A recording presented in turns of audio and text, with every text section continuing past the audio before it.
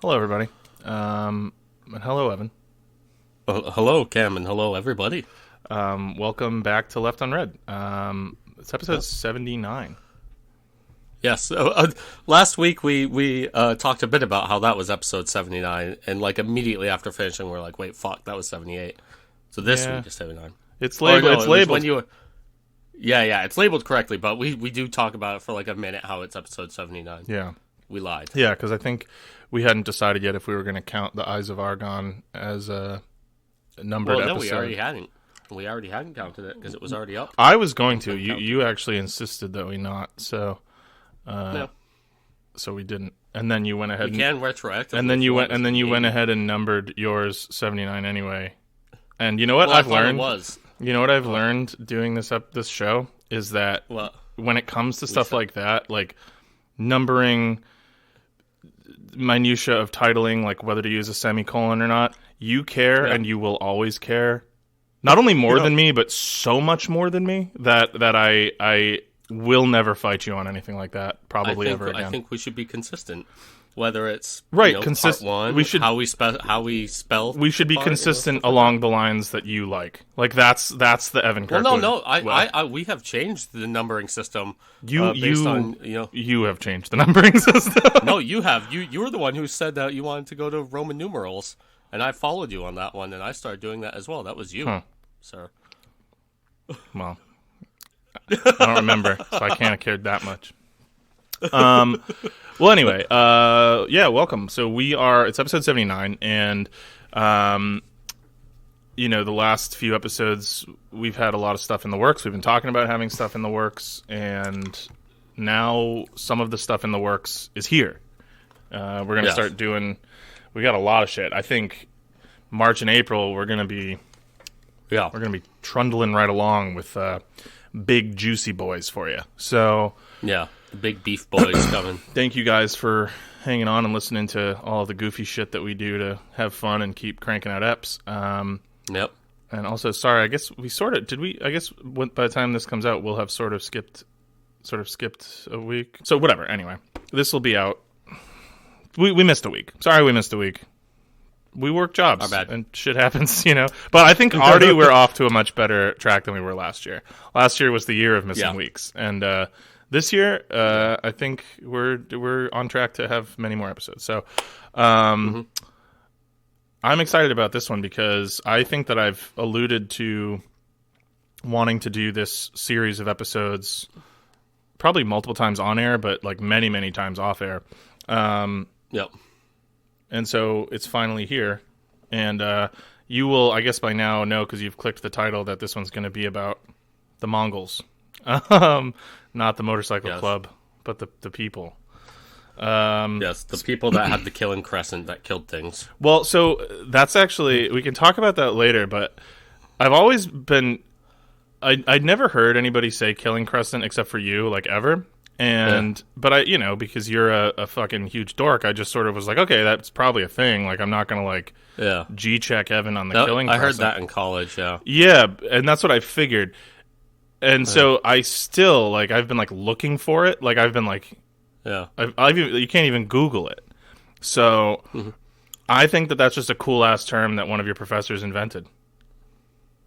It may have been, I'm trying to think. So, I never had, a Mongol history class.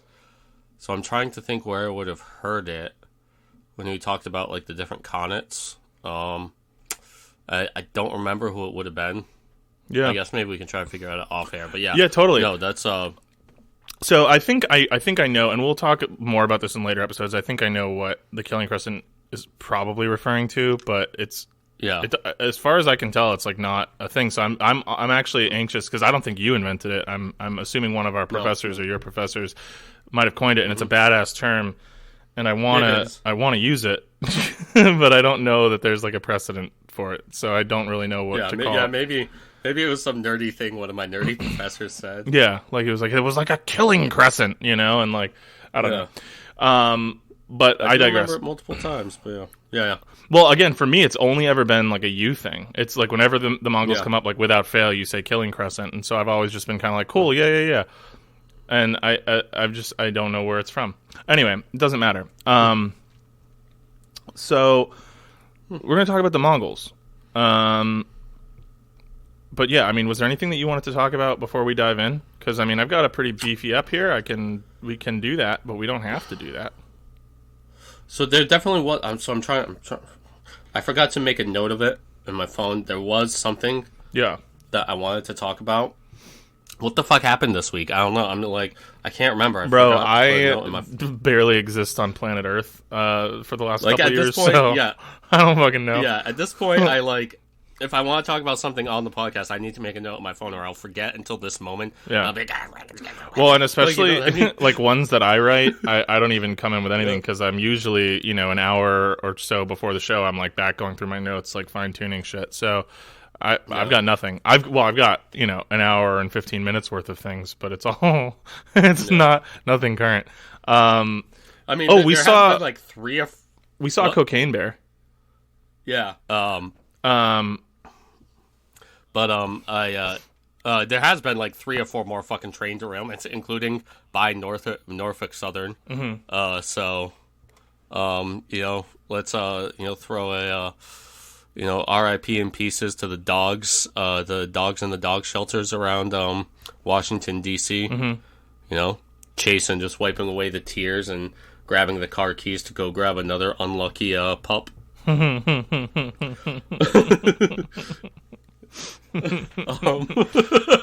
I don't know. So I'm not familiar with that bit. Like we've talked about it on here before, and it bums me out so much to even joke about that. Like I just whatever, you can talk about that.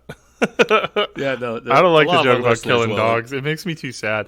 Did you see that little stupid fucking thing I sent you earlier? I haven't watched it yet. It is so. I was so fucking mad at myself because it started and I was like, "Oh, what the fuck is it?" And then I was like, by the end of it, I was just like laughing my fucking stupid little idiot head off. Some weirdo wrote like a song and did like a silly voice about how you got to give your dog cheese every time you open your fridge, and like. On the one hand, I'm like, all right, this fucking... I know that, like, a human man is doing this voice and anthropomorphizing this dog, but at the same time, I'm like, oh, yeah, fuck yeah, pay the cheese tax. Like, I was so... Here, you know what? I'm just going to play you the song on air, and then if it ends up sounding like shit, we just won't include it. Because I really professional production sound. I really fucking liked it, and plus also this way I can give credit... Golden Bear Ollie, which I'm assuming is the name of the account here, and it's their dog. They have this golden retriever, and it's a little video of this dog eating cheese. So this. The cheese tax. You gotta pay the cheese tax every time you're cooking. When the cheese comes out, this puppy comes looking. The rules are the rules, and the facts are the facts. And when the cheese drawer opens, gotta pay the tax. Dude, like, okay, but you gotta also see this fucking dog. Like, he's so cute, and like, he's just got cheese all over him. He's fucking going nuts. And there's something about that voice when he says, "You gotta pay the tax." I'm like, dude, that's how a dog would talk. Well, dude, man. Speaking of dog videos, I was cracking up about that little dog last week that I sent you. That was just destroying dead trees in the woods and shit. Oh my god, yeah, that was so funny. Because I just had like a world destruction by time zone just came like searing into my head while I was watching this like dog just absolutely fucking annihilate dead trees and sticks and like snow and shit like that. When the slow motion when he tackles the fucking snowman in slow motion, I was dying. Yeah, no, that was a hell of a video. That really was. It was a hell of a video. and that dog like it was like taking down trees. Dude, like whole trees. It was Stella. Her name was Stella, and she fucking hated trees. Yeah, just she was on like a vendetta. That's what happened to the Entwives. Yeah. Stella happened. All right. Well, yeah. So anyway, I got some Picard to watch. So okay, buddy. Yeah, we can definitely blaze through this for you, so you can go watch your nerd show. Yep. So let's get started. Let's start the show. Start the show.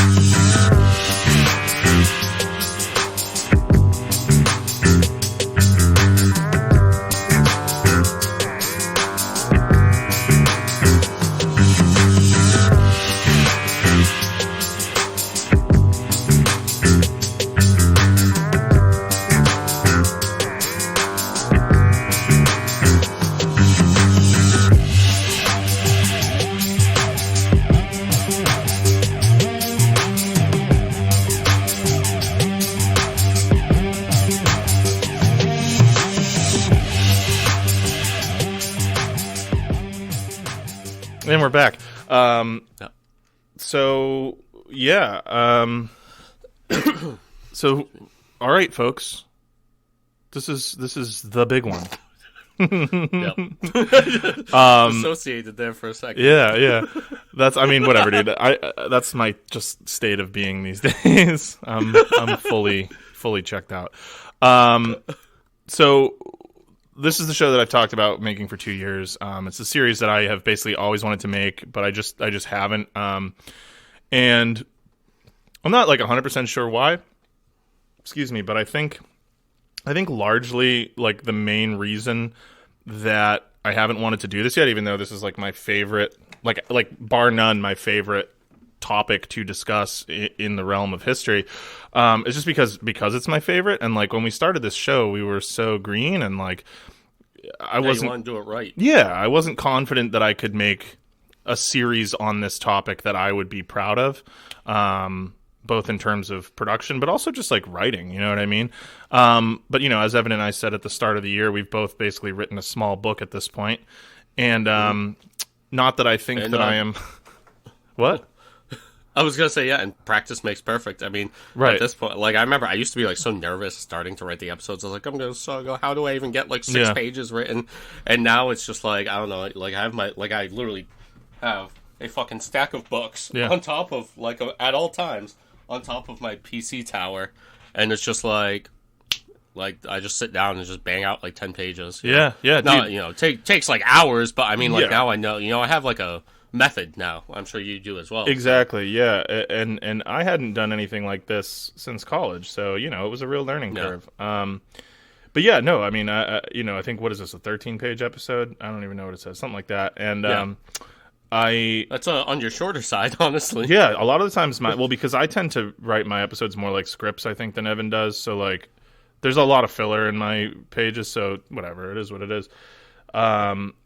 But this is, I don't know. Anyway, I'm just so excited, and I feel like so happy to finally feel like I can kind of create a series of episodes about the Mongol conquests that I stick to. So, you know, Evan, we all have like our favorite things. Evan and I both love ancient Rome. You guys know I love Mesoamerica. Evan loves talking about the CIA, like cracking people's skulls. This is far and away like of my things. This is my thing. So I obviously have other projects underway. We kind of talked about that at the start. But I just felt like, you know, we're in year 3, so it's finally time. And so I'm gonna do a series of episodes on the Mongol conquests of the 12th and 13th centuries. So, yeah, I mean, we're going to end up talking about the big boy, the number one, the king of kings, Genghis Khan, or Genghis Khan. It's Chinggis. It is Chinggis. Yeah, it's Chinggis. So I'm going to say Chinggis most of the time, but we might say Genghis. So it might come out. It might slip out. Just like sometimes you might say Chungus. You might say BC or AD, you know. We're CE and BCE boys, but like sometimes you just slip into your old forms of speech. So we're going to talk about Chinggis, how he sort of forged an unprecedented land empire, the sort of meteoric rise of that empire, and then the sort of long, slow collapse. And then just sort of like the massive monster influence that all of this, which really happens over the course of like 100 to 150 years. It's like a pretty quick blip in terms of, you know, history. But it just forever alters basically everything that it touches. Every culture, the global economy. I mean, there's theories, you know, people have probably all heard this, that it like changed the climate of the planet. Like, it's just, you know, he killed so many people that the temperature of the earth dropped. Like, insane. And I don't know how true that is, but it just goes to show, like, how far-reaching the implications of this were. So it's a big topic, and there's a lot that I kind of want to get through. I spent a good bit of time just working on kind of an outline for this series, and kind of how I want to tackle it without it being 10 episodes, which, you know, I never do, but I definitely don't want to do it now. So originally I had the sort of obvious thought of starting with the birth in circa 1162 CE of our main character, kind of, Temujin, who's the cute little Mongolian baby who's going to grow up to become the scourge of God himself, Genghis Khan. But I kept coming back to the fear that I wasn't going to be able to kind of properly contextualize why any of those succeeding events really mattered without providing some sort of initial like cultural, religious, geopolitical context for the world into which young Temujin arrives.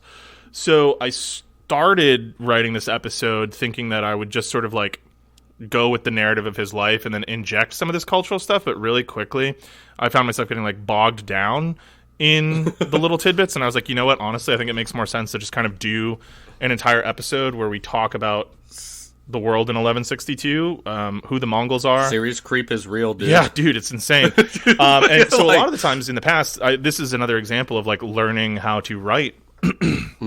A lot of the times in the past, especially with like ancient Rome stuff, like the Caesar episode, part of what got me so off track with that was that I got really bogged down in trying to inject cultural background or context as I was going through the narrative, and I just don't know that I'm like that good of a writer. So for this, I'm trying something a little different, and we're just going to kind of do an episode first where we just talk about like the world in 1162. Well, mainly the world that's going to largely be affected by this narrative. So not the whole world, but big chunks of it. And the people involved, and you know, all the kind of moving parts that are then in part 2 of the series going to kind of coalesce together. So yes. So like I said, we're going to kind of figure out who the Mongols are, and then why they were able to kind of change everything in the world. So without wasting any more time, let's do it. Let's head back in time. It's approximately 1162. Let's meet the Mongol inside of all of us. Yeah, you know? which the inner Mongol. Well, that's another thing.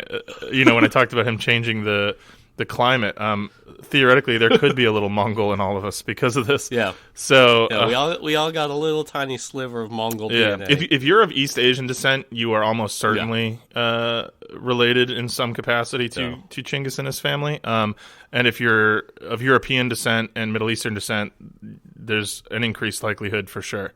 There was a lot of spreading around of DNA. And not super. Genghis fucked and did some other things. He wasn't always super chill about it. Some forced fucking. Yeah. He wasn't always chill about it.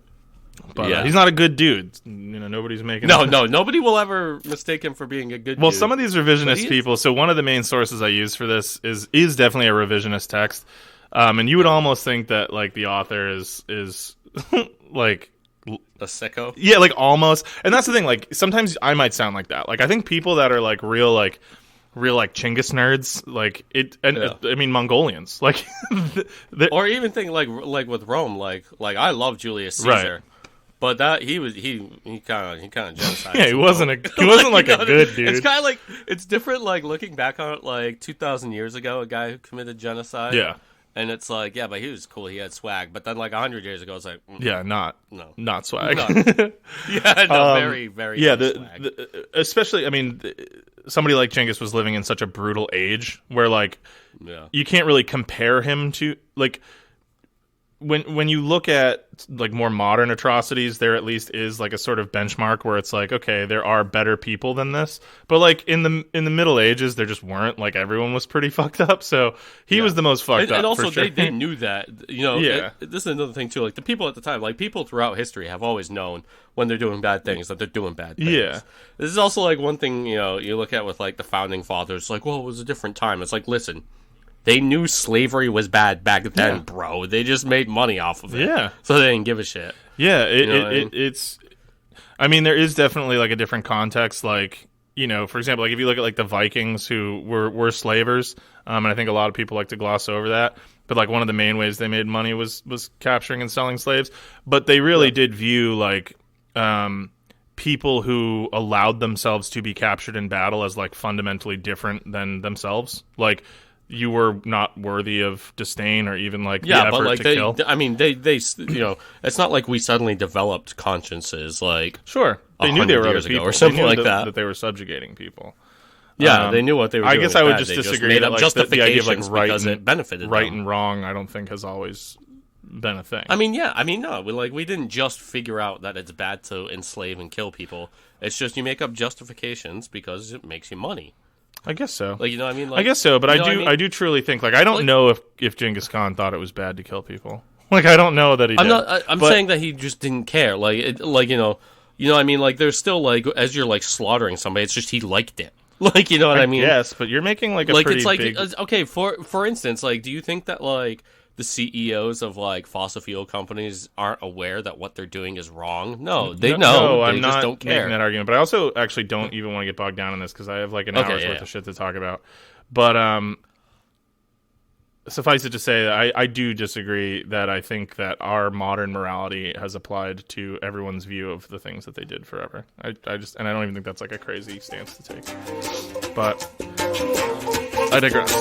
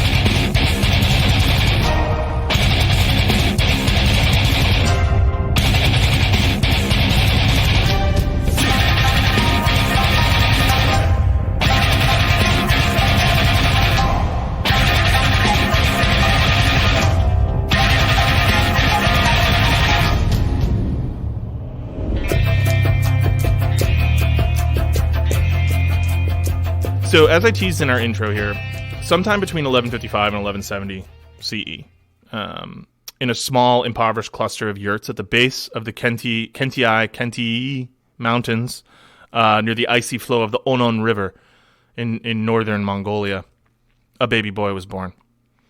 This boy was a newly minted member of a small family clan of Mongols, and his name was to be Temujin. He didn't know it yet, but he was born into a way of life and a cultural tradition that stretched back essentially into prehistory, and remains, to varying degrees, in certain parts of the world to this very day.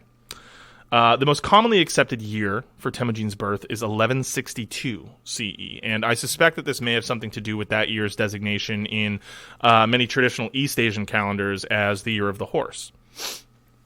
This is going to begin to make sense shortly, if you're not already kind of familiar with the subtext here and catching on. So I want to start our exploration of Temujin's world by describing, relatively briefly, the complex and fascinating culture that he was born into. Now, disclaimer, just because a lot of you are nerds like me, I'm not going to give an exhaustive report of everything about the Mongols, but I'm just going to give you a quick overview in this episode of who these people were and why the main things that make them like so special, quote unquote, in this time and place. And then there's going to be so many more. There are still going to be little asides in all the episodes about individual practices, religious rites, things like that. But we're just going to kind of touch briefly on a few major things here. So if there's one association that anyone, either modern or contemporary, should make or would make when you mention the word Mongol or Mongolia, I think it would be to horses. A close second, especially back in the day, might have been to the bow, but we will get to that. But more broadly, not just horses, I think it's the idea of like herded animals. So the Mongols were one of many cultural and ethnic groups of nomadic pastoralists that have inhabited the great Central Asian steppes basically from time immemorial. The ancient Scythians and the Huns, who clashed with the Romans, were of a similar ilk, and truly it appears that the lifestyles of those herding peoples didn't really change a whole lot over the centuries between Attila the Hun and Temujin. The basic formula for survival for peoples inhabiting these vast expanses of Eurasian grasslands was fairly straightforward. But that's not to suggest sort of a lack of depth or cultural complexity. It's just a really tried and true method of surviving in a really difficult part of the earth to make a living in. Because you see, the Eurasian steppe is completely massive. It's flat, and it's fairly geographically uniform, particularly in its interior, like where the Mongols are from. The Mongol homeland itself, which in the middle of the 12th century was only a small, like, northern corner of the modern state of Mongolia, was bordered on the north by mountains. As I mentioned, the Khenti Mountains are part of that mountain range, and the vast frozen tundra of Siberia, and to the south, beyond the lands of neighboring tribes, by the Gobi Desert, and then the vast holdings of Imperial China. And then, obviously, there's just, like, steppe to the west and ocean to the east. Because of this, they were pretty much literally hemmed into a vast empty space where the one resource upon which they could always depend was grass, basically an unlimited supply of grass. So steppe peoples, including the Mongols, exploit this one resource to absolute maximum effect by moving these vast herds of sheep and goats and probably most importantly horses across their territory. Now, these herds provided the bulk of the raw materials that the tribes used, not only for sustenance, because they eat them and use their milk and whatever, but for trade, for crafting. Basically, the herd that any given Mongol kept was the center of their world. We're going to talk more about Temujin's specific family, the Borjigin clan, in the next part of this series, but suffice it to say that out of a greater group of people that lived a hard life in an inhospitable land, the Borjigids lived the hardest life in probably the worst part of Mongol territory. So he's not coming from, like, he's not a Nepo baby. He's growing up in a fucking brutal part of the earth, and when we talk about his childhood, you're gonna realize pretty quickly. It gets cold as fuck there, dude. Well, it gets cold as fuck, and it's Ulaanbaatar, the coldest country capital on earth, I believe. Really? Yeah, that makes sense. Ulaanbaatar like average temperature. I'm trying to think of where it is in relation to this, but off the top of my head, I can't. So I guess I won't worry about it. So they're a part of the Khalkha subgroup of Mongols, which to this day are by far the largest of the subdivisions culturally among the Mongols, sometimes referred to as, quote, true Mongols. The three main other subgroups are the Oirats, the Buryats, and the Kalmyks, with many other smaller groups and subdivisions recognized under the broader Mongol umbrella. These groups had different lands, traditions, and sort of slightly different ways of life that differentiated them, but generally fell into a cultural pattern that was recognizably Mongol. The cognate to this that I generally like look at is like when you talk about like the Norsemen or the Vikings, the main three groups, obviously you have the Swedes, the Danes, and the Norwegians. Yep. And they are distinct from one another, but compared to everyone else around them, they are very obviously all, Scandinavian. There might be similarities to the Finns or to some of the Baltic peoples, or the Saxons in England, right? But ultimately, they're distinct enough to be their own sort of subgroup. And And so in this context, they're surrounded by people like the Jurchens or the Manchus, who are also steppe people and have a lot of similar characteristics, but are very clearly not Mongols. The one unifying feature of their Mongol identity, and again, some of these other groups had varying degrees of relation to this, but the Mongols traditionally followed some form of Tengriism, which is an ancient Turco-Mongol religion that had many regional variants and practices, but generally focused on the worship of the supreme sky god, whose name was Tengri. CK2 heads will know Tengriism. What? CK2 heads will know Tengriism. CK3 heads too. It's in CK3. Yeah. Oh yeah, I haven't done any horse stuff in It's not super exciting, but you can do it. I'm waiting for some Mongol. Yeah, no, there was the Horse Lords DLC in CK2 that really expanded upon Mongol shit. Yeah, I definitely want that. Like bad. Yeah. So if you live in a flat grassland surrounded on all sides by endless blue sky, it seems kind of normal to maybe start to assume that sky is, I don't know, some kind of supreme being like watching over everything. Tengriism is a shamanic. How do you say that word? They have shamans. I mean, I think for like American English, it's shamanic, right? Shamanic. Yeah, but like if it's like British English, like shamanic, say like shaman. It's a shamanic. It's a shamanic religion. Yeah, a shaman. Yeah. I always just think of the Mighty Boosh with Nabu the Enigma and the shaman juice, which has to be held up under the light of a full moon. But yeah, I would say shamanic. Okay.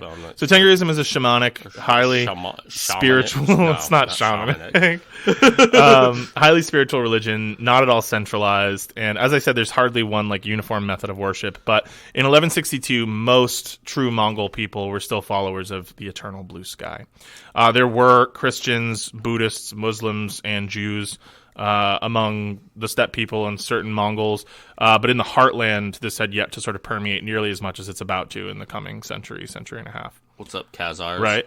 So truthfully, the idea of a Mongol, quote, nation did not really exist. And we will see the unbelievable capacity for cultural and religious syncretism that these people possessed in later episodes. So don't get too bogged down in the details of like the different groups. Just know that the Mongols were far from a unified polity, and this plays super heavily into their way of life. In fact, for much of their history leading up to the rise of Chinggis, inter-Mongol warfare and war with neighboring steppe tribes was one of the main occupations of a steppe nomad, aside from caring for the herd, occasional trade, and just sort of the daily demands of like life in the grasslands. They're fighting each other all the fucking time. But again, history shows that when these groups unite, they could be absolutely... It is fucking bad It's just news. bad news for everybody. And we'll explain why in a little bit, but the fact remains that like uniting part, getting them all together, is actually like a pretty tough sell. And not just anybody. People try it. There are, people that kind of manage it on limited levels. And we'll talk about some of that in the next episode in this series. But it's hard to do. And if you're at this point seeing like connections to like... this always makes me think of like Dune and the Fremen, or like the what are they called, the Sardaukar who live on Solution Secundus. Like the idea that this is really a thing that Frank Herbert I think was big on. Well, yeah, the Sardaukar throat sing as well, right? The idea that like under certain circumstances in certain environments, the pressure creates diamonds, right? And like you get these people that are just like so perfectly adapted to a certain skill set. That when they are inevitably like unleashed upon an unsuspecting population, they just prove completely unmatched in every capacity. No one's ready for them. And the Mongols are just that, right? So anytime you see like in history one of these examples, like the Vikings are another good cognate, right? They're always fighting each other, and they're always just fucking like they're just practicing. They're just sitting around like brooding in like an awful part of the world, like they don't have anything, and so they just get good at like a couple things. And what they got really good at was like building these fucking sick boats and like coastal raiding. And then all of a sudden they're just like, oh fuck, we can do this everywhere. And then for 150 years, 200 years, it's just like there's no stopping them. And so the Mongols are kind of a similar thing where it's just like, wait, we can like do this against other people, and then like all bets are off. Like it's just it's fucked for the foreseeable future. So not to change the subject, but I was literally just waiting for you. So for the listener at home, Cam was just like holding this like AA battery in his hand, like a cigarette, and I was just like waiting for you to take a drag. Oh, was I holding it like that? Yeah, and you tugged it in between your fingers, and you literally just had fidgeting. your thumb there like you're ashing a cigarette, but it's just like a AA battery. Yeah. I was just waiting for you to suck the business end of that. I do like a cigarette. I haven't had one in a long time, but I do like one. Yeah. So maybe that was a little subconscious. Yeah, I think a little bit of a fixation. It's just a great way to hold your hand, honestly. Yeah, seriously. Yeah, just a cigarette just goes so well in between two fingers. It sure does. Yeah, dude. I'm sorry, but if you don't like cigarettes, like, what are you, a nerd? Yeah, fucking dork. Like, people that vape, like, it's just like, ugh. Could get a pack of Reds, dude. I'm not sure we should be drawing the ire of the vape crowd. I think that might be a big demographic. Oh my god, yeah, you're probably right. Ugh. Vaping is super cool, and you guys are awesome. Yeah, you guys are great. Enjoy your popcorn lung, you fucking goose eggs. So as you go back to holding it like that. Yeah, I know. So right next to your mouth, too.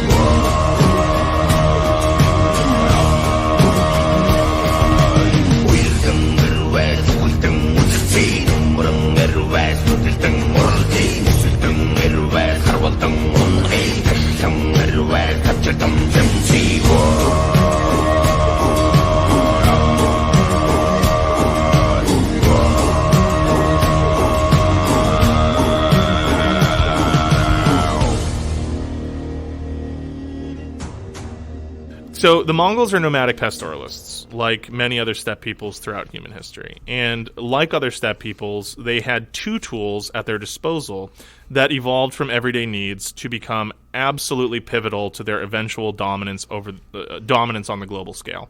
These were, of course, their perfection and mastery of the recurve bow and the total integration into their culture of horses. And I'm going to talk about that second one first. I don't know why I did it in that order. That's how we're going to do it.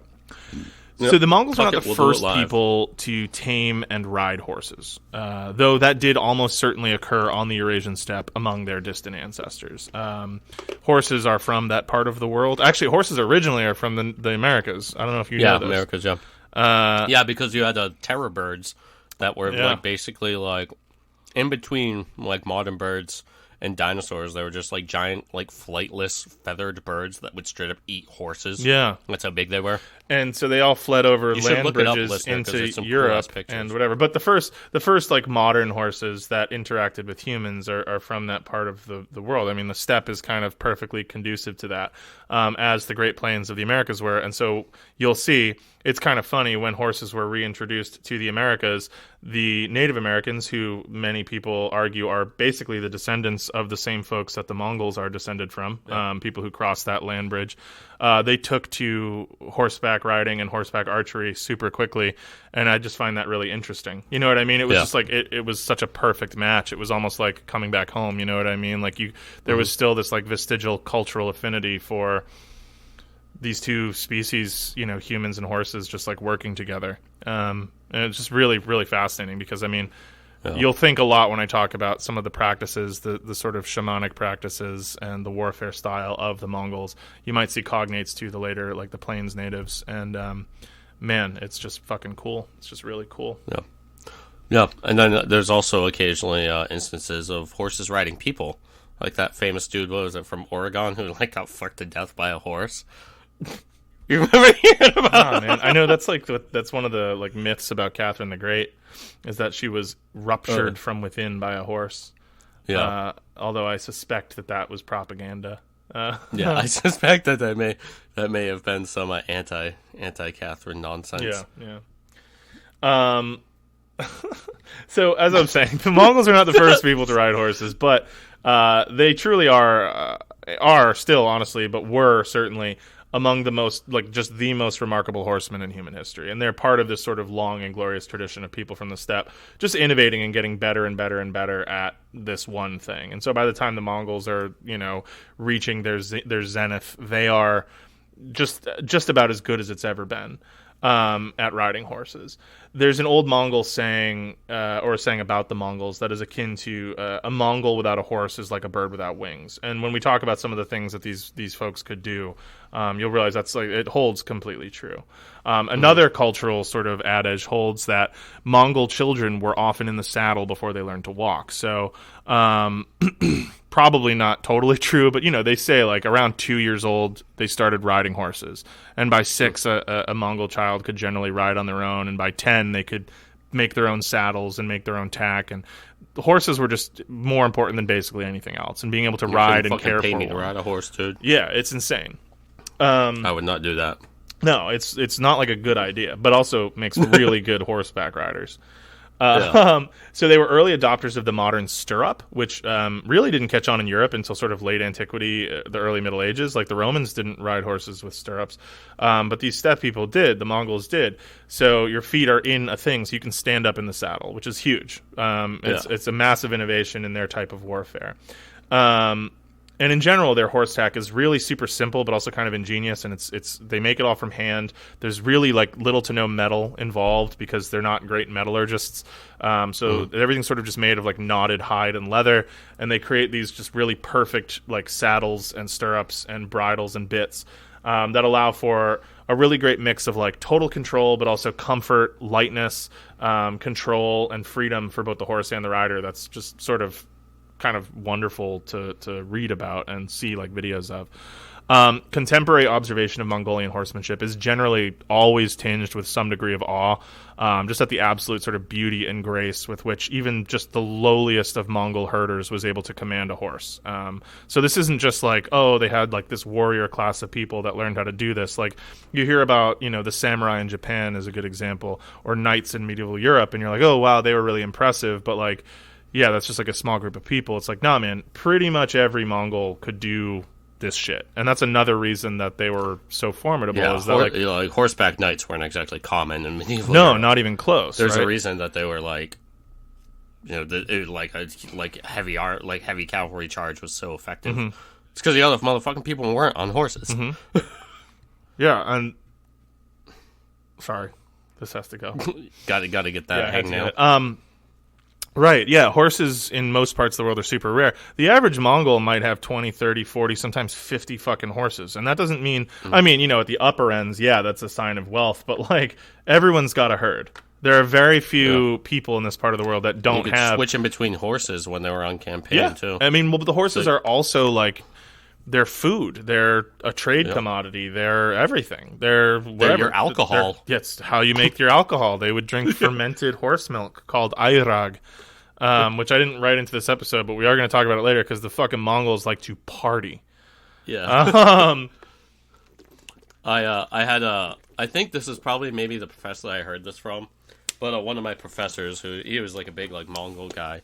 He had like he was also like big in Afghanistan. Oh, I know. And like he like partied with Abdul Rashid Dostum and shit. Like showed me pictures of him and Dostum with like AKs. And he says that he partied with like Mongol like steppe peoples and like drank the fucking fermented milk. Yeah, you can buy it like bottled. It's yeah. They take mare's milk and just like ferment it and skim out the whey or whatever and drink that and you get fucked up.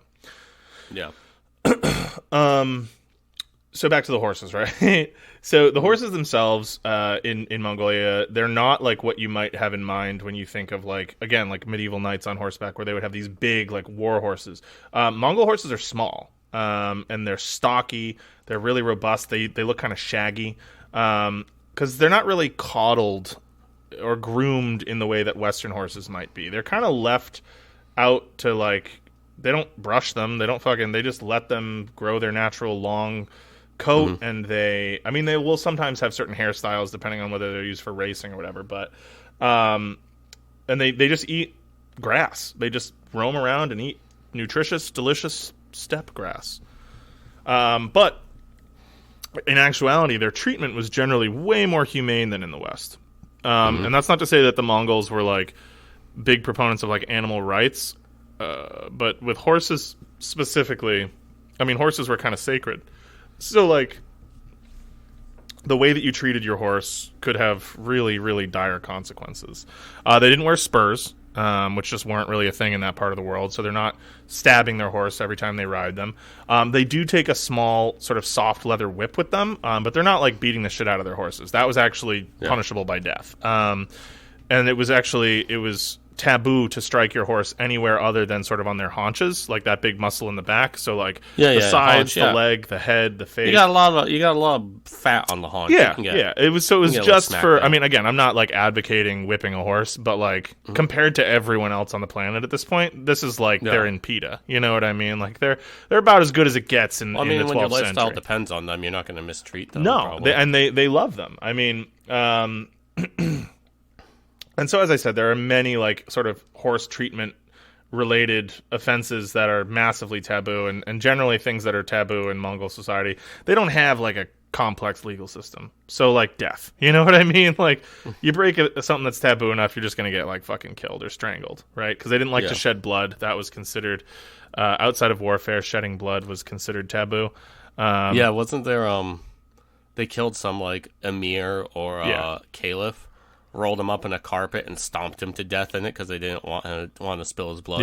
Yeah. There's also the famous story, and we'll come back to this, so sorry if this gets repeated later, but they had conquered some city like Bukhara or something, and they piled all the nobles out and like made a lattice of them and then put boards on top of them and had their victory feast on top of them, listening to like the suffocating screams of the people below them. And like who knows if that shit's true, but like even if that's just like the rumor about you, like that just goes to show like you're a terrifying group of people. Yeah, I mean it's a reason that a lot of people just immediately surrendered when they saw Mongols. They're like, yeah, no, it's cool, man. Yeah, they earned their reputation. They were you are our new liege. Yep. Okay, all right. So, in addition to riding their horses, they did also eat their horses. They also drank their milk, as we've said. They used their hides, they used their sinews, their hair, for all sorts of things, but all with like a great degree of reverence. So, you know, they're not wasting or whatever. They fucking loved horses. Horses permeate the culture in every conceivable way. It's one of, if not the defining trait of like what it meant to be a Mongol at this point, is that you are a horse person. You are a person of the horse. So there's this another, and you'll come to find there are a lot of sort of sayings about the Mongols. They really earned a fucking cool ass reputation. They say that a Mongol horseman could ride for days without stopping to rest because they would always have a herd of horses with them, and so they would jump from horse to horse and give the other horses. They'd have to run, but they wouldn't have a person on their back, so they get sort of a rest. And they would just reach down and drink the milk of the horse, and they'd make little cuts on the horse's neck and drink their blood. And so for like 3 or 4 days at a time, they just wouldn't have to stop. So it's how their armies could move so far so fast. Probably also, like a lot of the stuff, a bit of exaggeration there, but just kind of an interesting little tidbit there. This all sounds lovely, the horse thing, and really it wouldn't pose any real cause for alarm, except that in addition to their mastery of the horse, as I mentioned, they've also mastered the craft and the use of a second tool, the recurve bow. So you should at this point just Google a Mongol bow, because I'm not going to be able to describe it in adequate detail, but it would look really small and kind of delicate to a medieval European who would probably be used to, say, an Italian crossbow or like a massive English longbow, which were huge and whatever. These recurve bows were different. They're a much more elegant weapon. However, fired way fucking faster. Oh yeah. They're superior in basically every way to at this point pretty much every other ranged weapon on planet Earth. And for a few reasons. So they are small, but their construction is really complex and ingenious. So rather than just being like a big piece of strong wood, like an English longbow, they're made from multiple layers of wood, sinew, and strips of like ibex antler that are held together, made with natural glue made from animal bits. And the process of making them is really long and complicated. And when it's unstrung, the bow looks kind of like a wooden hoop. Again, just look it up. You'll see what I'm talking about. But those different layers have varying tensile strengths and potential energy, so that when the bow is strung and bent back, you bend it. It's recurved, so you don't bend it in the direction of the natural curve. You bend it back, so the tips point out away from the person firing. The potential energy in these weapons is fucking massive. So even though they're smaller and generally easier to draw, they're actually firing further, faster, and harder than just about every other bow on Earth. Like an English longbow might be a horse gallop too, right? Like they're on like a horse that's galloping, so that's giving it even additional speed. Right. It's like starting at like 30 miles an hour. And an English longbow might have like an overall like more powerful shot, but like the strength required to use it, plus not for nothing, but like those things could be like 6.5 feet tall. So like, you know, this is like a little compact portable bow that you can just carry with you and use on horseback, no problem. And that right there, my friends, that's the fucking problem. That is the problem with Mongols, is mounted archery. It obviously had practical applications, hunting, protecting the herd, whatever, but it evolved into an absolutely devastating military tactic that was around for a long-ass time and stumped people for a long-ass time because it took so long and so much cultural acumen to get good, as they say in the Souls community, at this shit, that most people don't invest in learning it, right? Like, you can't teach a fucking medieval knight how to be as good at this shit as a fucking Mongol, because like we said, like, Mongols are in the saddle at 2 years old. It's such a different world. You're not gonna get as good as they are.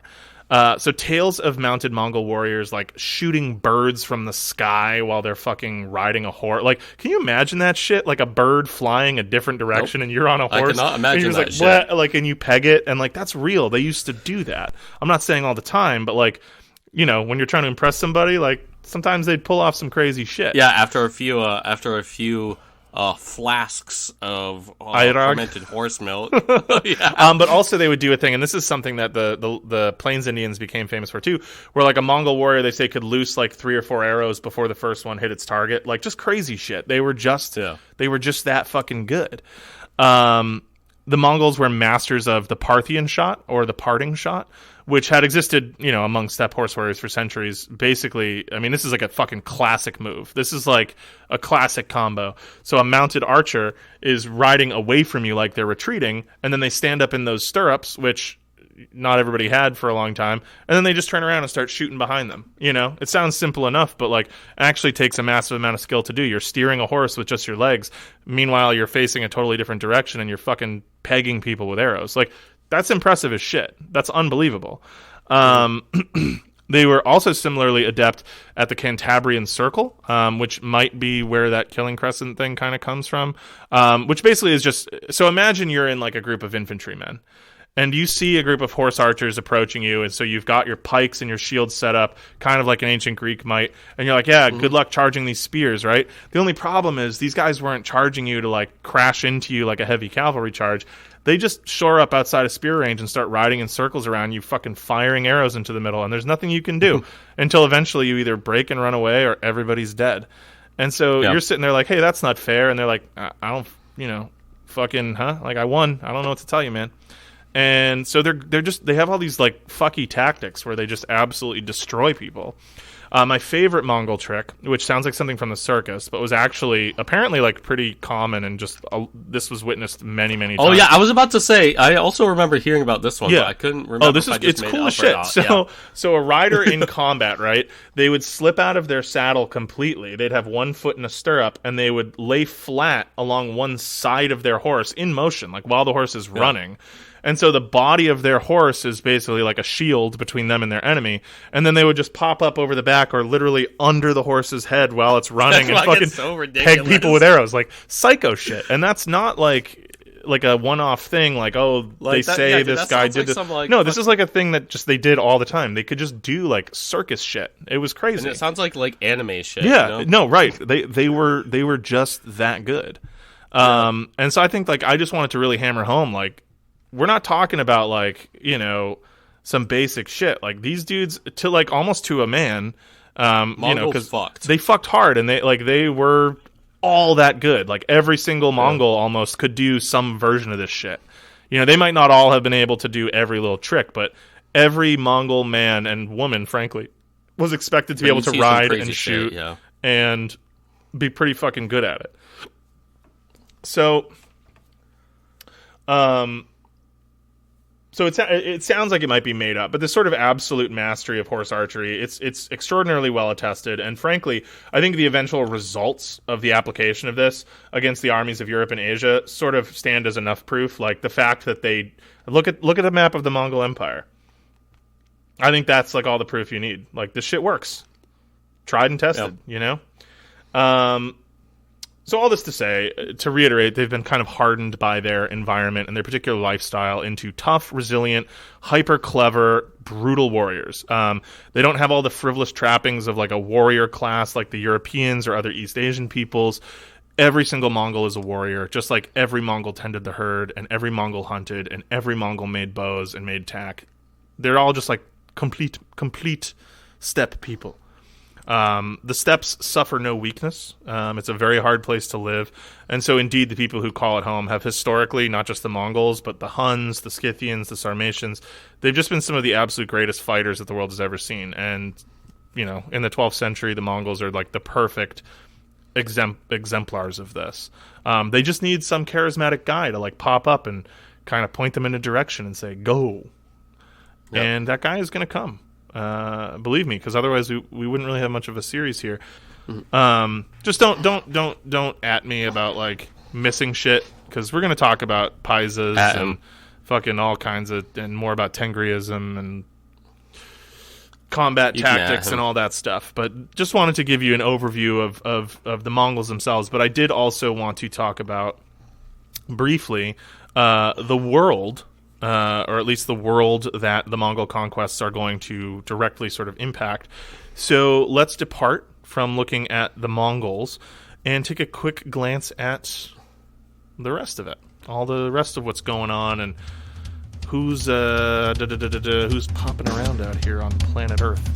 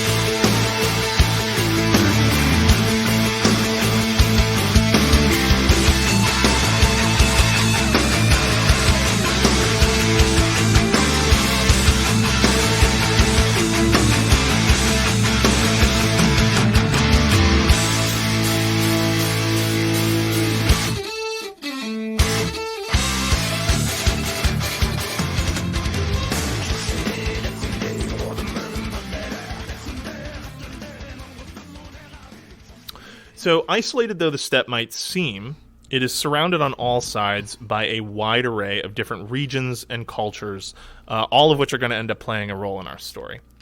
If you look at Mongolia on a modern map, which again is larger than the traditional territory of the Mongols, but for our purposes it'll work just fine, you'll see what I mean.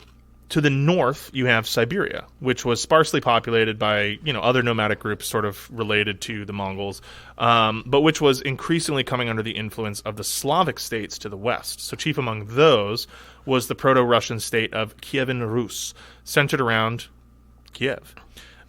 This is the state purportedly founded by Vikings in the 9th century, and their cultural grip on the northwestern Eurasian boundary was growing steadily. To the south, and a little bit to the east, because the ocean comes up pretty quick, but to the south and then a little to the east, there are the Chinese Song dynasty, which is just entering the reign of the Emperor Gaozong, who inherited a protracted conflict with the Jurchen-led Jin dynasty, which directly borders the Mongol lands, which is situated in modern kind of northeastern China, Manchuria, a little bit of the northern Korean peninsula. So the Song was a native Han Chinese dynasty, the Han being like the predominant, when you think of like a, quote, Chinese person, I think the Han is like the largest demo there. And that, them being a native Han dynasty, was still the norm at that point. Hint, hint, but it's not going to be forever. Though many contemporaries felt that it had descended into decadence, and it was hinted at that perhaps the rulers had lost the mandate of heaven, which we talked a little bit about in our Opium War episodes. The rulers of China, the ruling dynasties of China, were said to possess the mandate of heaven, which gave them the divine right and ability to justly rule and govern the land. And when they lost that mandate, disaster would come, whether that was in the form of natural disasters or human disasters, such as these Jurchens. Mongol disasters. Eventually Mongol disasters. But the Jurchens are going to get fucked by the Mongols pretty hard, too, in a couple of years. But so right now, the Song have their hands full with the Jurchens, who are sort of like, I guess you could say, distant cousins to the Mongols. They're another sort of steppe people. But they've ended up usurping a ton of control in northern China and Manchuria and sort of created their own kingdom. And in doing so, in the eyes of the Mongols, and maybe in the eyes of posterity, have become kind of complacent or soft. They've settled down into governing, and they no longer travel with the herds and, worship the great blue sky. They're getting into, like, Taoism and fucking Confucianism and shit, and all these womanly trappings of Chinese culture that the Mongols wouldn't suffer until they do the same thing. But whatever, we'll get there. So then to the west and the southwest, Islam was by far the most dominant cultural force, having exploded out of the Arabian Peninsula roughly 500 years prior to this, and spread across the Middle East, North Africa, into Iberia, and well into the hinterlands bordering the steppe. Indeed, many of the Turkic peoples to whom the Mongols were sort of tied by blood and culture had long since embraced Islam as their chief religion. Some of those peoples are going to end up forming the Ottoman Empire, which very shortly will become a thing, but at this point isn't quite a thing yet. In 1162, the Abbasid caliphs still held onto the peninsula itself, the Arabian Peninsula that is, as well as vast swaths of land to the north and to the east. Their capital city of Baghdad has become one of the most glorious cities in human history. It's a renowned center of learning and culture. Seriously, if there's a city in 1162 on Earth that you want to live in, it's Baghdad. It's not going to be super chill there for too much longer. Wink, wink, hint, hint. But right now, it's not that chill shit. Yeah, dude. It's gonna go down. One thing you should know is, like, this is like, in case you haven't caught on, like, we're leading up to the Mongols doing a bunch of fuck shit. Like, they're everything I'm describing, the reason I'm describing it is because the Mongols are going to go there, and they are going to do bad stuff to the people there. They're going to say, you can either surrender peacefully, or we will do bad things to you. And literally every single time, one of those two things happens. Yeah, it's one or the other. Yeah, they don't lose. Especially under Chinggis, they don't lose. Like, that's the thing. Yeah. Like, that's why literally until they just decide to become Buddhists. They're like, it's a combination of factors, and it's sad, and we'll get there. I mean, it's probably for the best of the Earth that it didn't last forever, but although, I don't know, the Pax Mongolica was pretty legit. Anyway. Yeah. But then they're just like, now we're pacifists. Yeah, now. we're nice So anyway, suffice it to say, Baghdad is just like the greatest city on the planet at this point. Don't let the rise of fundamentalism and then the United States going over there and like bombing it to shit like change your view of it as like a medieval city of literal wonders. Like of all the places I could go back in time and see, it's very near the top of the list. I would love to see like 11th or 12th century Baghdad. It was probably fucking insane. Yeah. So, like the Song dynasty in China, the Abbasids have maybe grown a bit complacent in their power, but much like their Chinese counterparts, they are still massively wealthy and powerful, and just not to be fucked with by almost anybody. You know, there are some people who might decide to fuck with and find out, but most people are still too afraid to mess with either of these two big powers. Yeah. So north from here, the Byzantine Empire is still standing. And will for a few hundred more years, though it is much diminished from its former glory as the successor state to the OG Roman Empire. They still call themselves the Roman Empire. 50 years from the Fourth Crusade, so which will basically be kind of like the hammer that drops and basically spells the end for it. Yeah, the third and fourth are both coming up. At this point, the first two have already happened, and we'll talk about that in a minute. But yeah, the Byzantines are still holding on. The problem is they really are complacent. I mean, they're clinging to old ways as the world around them is changing very rapidly. The Muslim powers to the south and the Turkic lords of Anatolia are just like looking at them and licking their lips.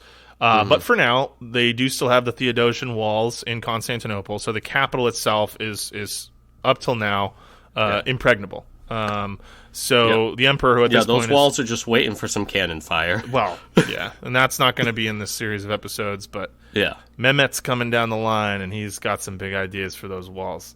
Yeah, he's got a big onion on his head and some big ideas for those walls. He does have an onion head hat. So the emperor right now in Byzantium is Constantine X. And he at least knows he's safe in his city. He might lose everything else around it, but Constantinople itself, which is Istanbul, which is Constantinople, is safe.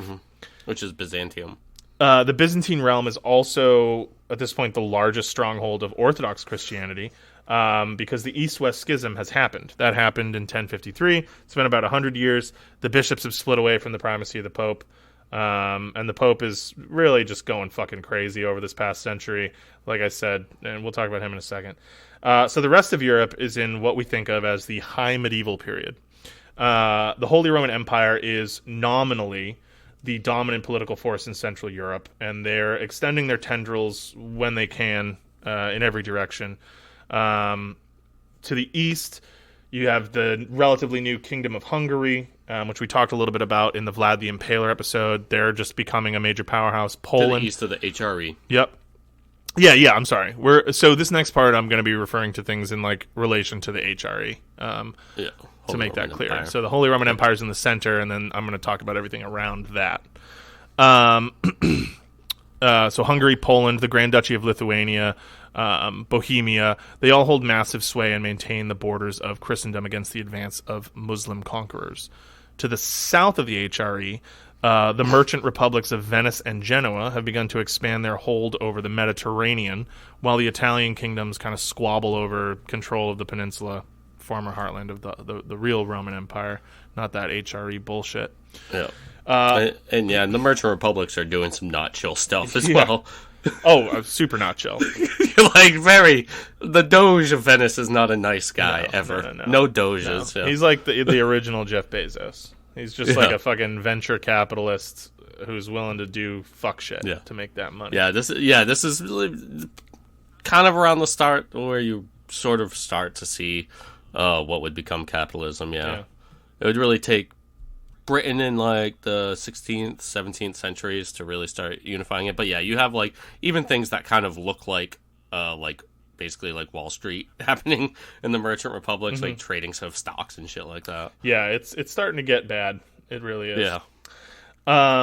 To the north of Europe, the fury of the Northmen has quieted and been replaced by a series of increasingly powerful kingdoms. So the Viking Age is over, but you've got Sweden, Norway, and Denmark as unified Christian kingdoms, and they are centralized and single and ready to mingle. They are becoming big players on the new medieval geopolitical stage.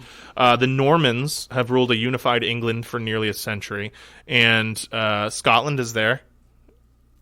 What's up, Scotland? Scotland's a kingdom. That's cool. Yep. And in France, the Capetian dynasty is going strong. These two are pretty preoccupied fighting each other and going to crusades and shit. Iberia is in full-blown Reconquista mode with the northern Christian kingdoms of Portugal, which, shout out Portugal, they just formed... Shouts out Portugal. Like 1162, so 23 years ago at this point. And of the kingdoms in England, they have the longest Their borders standing would basically never change. Modern borders, yeah. Portugal has been modern Portugal for longer than I think most or many other countries in Europe. Yeah. Leon, Navarre, Castile, and Aragon. And they're fighting, at this point, the successor states because the Emirate of Cordoba has splintered. And so now it's all the taifas and stuff, which we talked a little bit about in our Cortez episode. Now all my people are eating good. Yeah, dude. I don't know about good, but the clams and the potatoes. Oh, no potatoes yet. Yeah. They don't have potatoes yet. I can't imagine they're eating good. There's no peppers yet either. There's no peppers. There's no potatoes. They're just eating like salt fish and clams fucking and pork. Yeah, dude. It's just bacalhau, dude. Yeah, clams and fucking pork and bacalhau. Probably bread. Pastéis de bacalhau. Yeah. Yep. Maybe some nata, pastéis de nata, maybe a little bit, for dessert. Yeah. Oh, and then so we mentioned the Pope. Right now, it's Alexander III. Unless you're a filthy Ghibelline supporter of anti-Pope Victor IV. Hell yeah, dude. May he burn in hell. We're going through some papal madness. Oh man, right so now. the 12th century is sick. It's my favorite period of time on planet Earth because there's so much shit going on. It's so part of why I love the Mongol Conquests is because they happen at such an already like bananas time. Like there's just so much going on, and then on top of it, like just the most insane fucking invasion ever conceived just happens on top of like all this other shit. Yeah. So like Europe is going through like a mini renaissance. The 12th century renaissance is like a thing. Yeah. It's not when people talk about the renaissance, it's not the renaissance, but it's a renaissance. Like a return to literacy and an advance in architecture and art and whatever. There's some cool shit going on in Europe. And then everybody just gets sidetracked and just scared as shit because... Yeah, we're still about a little over 100 years from one of my favorite popes, the poor bastard Pope Celestine V, who they couldn't... The Cardinals couldn't decide, the College of Cardinals couldn't decide who to be the next pope.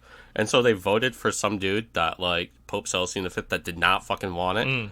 And he was forced to become pope, but then he abdicates, and then they imprison him so that he doesn't become an anti-pope. Oh my god! And this dude's just like, "What the fuck, bro? Like, I don't want any of this for like 6 months," and then he dies, I believe. Sounds about right. Yeah, I maybe fucked up some of the details, but yeah, Pope Celestine V, he was a very unfortunate pope. Well, poor him. Yeah, he was like, I don't want to be pope. And they're like, well, you're certainly not going to be anti-pope then. Yeah, right. Just fucking imprison him. But so right now, Catholicism is dominating shit in Europe. The Pope's mad rich. It's looking pretty dope for Rome in general right now. Like I said, there's even been a couple crusades. The first one actually went pretty well. And for the next 30 or so years, the Kingdom of Jerusalem still exists. The Christian Kingdom of Jerusalem. It's heavily declined at this point, and will be gone very shortly. Much like the game Crusader Kings, that kingdom never does too well. No. And it turns out when you're the lone Christian kingdom, separated by lots of ocean or sea, and surrounded by a bunch of super aggro, very wealthy Muslim states, a little bit difficult to hold your own. It is.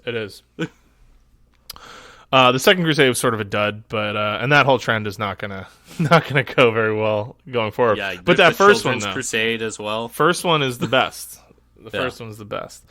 So anyway, all this stuff is going on. The Pope is having a great time. It would be a real crying shame if some super spooky guy were to come along and make folks just question if God even existed in the face of the fucking wanton carnage and slaughter that's about to happen. But just spitting. We don't have to worry about hypotheticals. And so anyway, like I said, it's not the whole world, but it is the world that is going to mostly be impacted by directly the coming events in our narrative. Thankfully for the folks in Africa and the Indian subcontinent, Genghis isn't going to make it that far. I'm sure he would have if he could have, so don't, he would have taken your shit if he could have, but it's just, he doesn't get there. Also, the New World is still totally unknown to conventional written history at this point, and so we're not going to shine a spotlight on those lovely innocent folks either. They escape Genghis unscathed. And did I mention, the last thing I want to say, this whole world that I just outlined, it's all sort of connected very tenuously by this long overland trade route or group of trade routes, which are sort of amalgamated together under the direct control of 100 different polities, known to posterity as the Silk Road. You've definitely heard of the Silk Road. So Have you seen this? Have you heard about this? This is like the last main sort of player, even though it's not in and of itself like an independent thing. It's sort of the last. It's a thing to keep in mind. It's a thing to keep in mind. So there's this Silk Road, and so this is the main thoroughfare for trade between East and West. Folks aren't really at the circumnavigating the globe type stage just yet, and the Venetians and the Genoese, they really just stick to the Mediterranean. So for now, major trade is all overland. So silk and spices and all that shit, which is mainly, one directional, and then there's money heading towards Asia. Any disruption of that would or could be totally devastating, or it could also lead to an unprecedented cross-pollination of ideas and invention that would forever alter the entire face of the globe. Or both of those things could happen simultaneously, and literally nobody would have any kind of fucking notion of how to conceptualize the total life-changing shit that's about to transpire. But who knows? What we do know, what we can always know at this point in 1162, is that in the midst of all of this, in a small yurt at the base of the Kentine Mountains, near the Onon River, a cute little itty-bitty baby boy is born in the year of the horse. His name is Temujin, and he is destined for great things. And that is the background starter episode to my Mongol series, and I hope that you've all enjoyed it, because I'm very excited about it, and there's so much cool shit to talk about. Yep. And I'm glad we got all that stuff out of the way. Yeah, and not too long of an episode. No. Very nice. No, because I really just fucking plowed through it. So, yeah, so I don't know exactly what our recording schedule is, but the next episode that I do will be part 2 of this series, and it will be, we will start to talk about Temujin. We're going to talk about that little bitty baby boy. Now that you know what he is and where he is and who's around him, we're going to talk about him and his story, and it's pretty fucking bonkers. Like he does not have like a low key childhood. He goes on adventures and shit starts happening real young, and he turns out to be like a bad motherfucker. So yeah, just buckle up, because this is such a cool story. This is just such an awesome like human drama that is I'm very, very excited to talk about. So.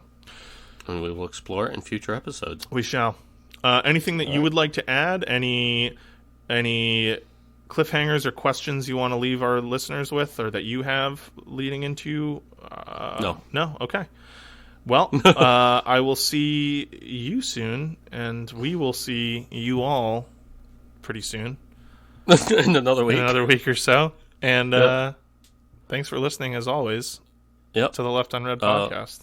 If you like the podcast, rate and review on iTunes. You can rate it on Spotify. And remember that we spread by word of mouth. And so if you can, tell people about us. It really helps us out. And so with all of that said, we'll see you next time. Adios.